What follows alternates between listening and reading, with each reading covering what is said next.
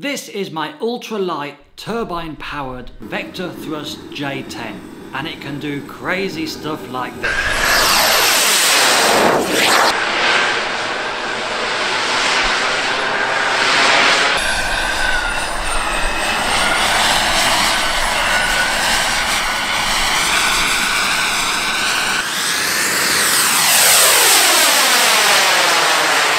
How is that even possible though?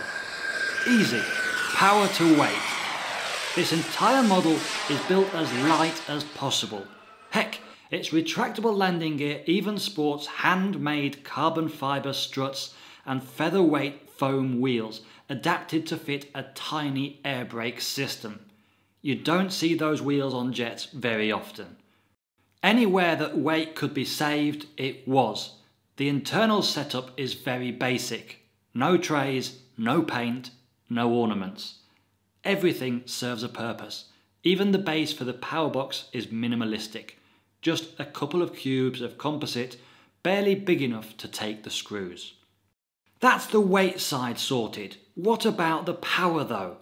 That comes from the fantastic JetCat P220 RXi turbine. Super reliable and extremely powerful. The specs? 117,000 RPM. An exhaust velocity of 1,760 kilometers an hour, so supersonic. Temperature? 750 degrees. All kicking out over 22 kilos worth of thrust.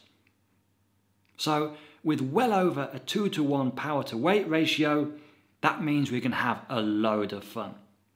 Oh yeah, that and the thrust vectoring system sitting just behind the turbine.